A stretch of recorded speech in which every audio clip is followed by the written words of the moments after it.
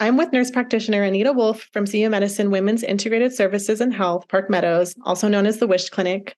Anita has been treating patients for 27 years with a focus on women's health, and today we're discussing menopause symptoms and weight. Menopause symptoms really do start in your 40s. Your progesterone levels start to decline and they become not stable. And so insomnia, night sweats, the biggest one is irritability and abdominal weight gain.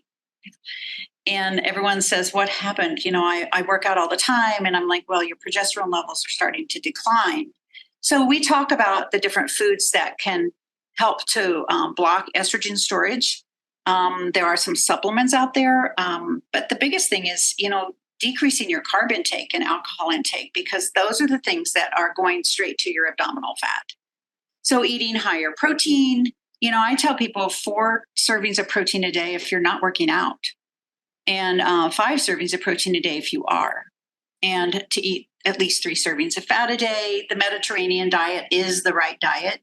Lots of berries, olive oil, avocados, fruits are carbs, so you have to be limited on which ones you eat, but making sure that you have 4 servings of protein a day, 3 servings of fat, and minimize your carb intake to making the most green vegetables. Cauliflower and broccoli are the 2 things that help prevent estrogen storage.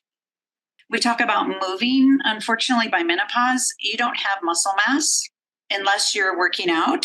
You need to do strengthening exercises. It needs to be Pilates. It needs to be weight training. You need more muscle mass to burn more fat.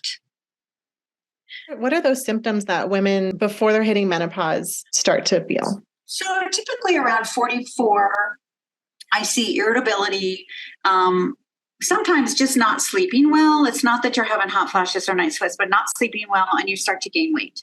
Those are the 3 things I see in the 40s. And so we change your diet a little bit, add your exercise, add weight training. And I do add progesterone in those people who do not have a high risk for being on hormones.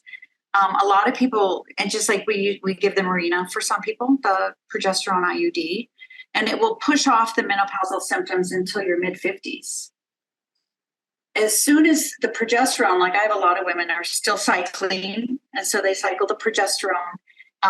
And then as soon as you quit cycling or you start having night sweats and hot flashes, then we know that the estrogen has finally died. Is there any parting words you have about somebody that is entering that premenopause stage of their life? Just to come in and get educated. I mean, just because you're not menopausal does not mean you're not having hormone symptoms. I mean, we talk about it during our physicals a lot. I'm like, what kind of, how are you sleeping? And are you irritable? And are you edgy? And have you gained weight? And they're like, oh, well, now that you talk about it, yeah, I have. So I think a lot of people are just unaware that there is hormone changes before menopause, up to 10 years before menopause, that could be treated. And even just, like I said, diet, avoiding sugar before your period. Because I'm always like, well, are those symptoms worse the week before your period? They're like, well, yeah. And so I think just, telling people to ask, your physical is your time to get the education you need. So we start asking questions at 40.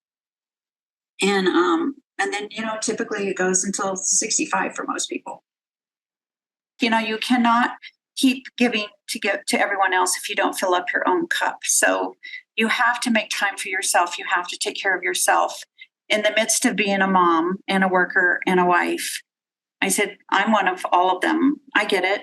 And I said, but you have to take time for you, whether it's your bath, whether it's reading a book, you need to exercise, you need to meditate, you need to take care of you.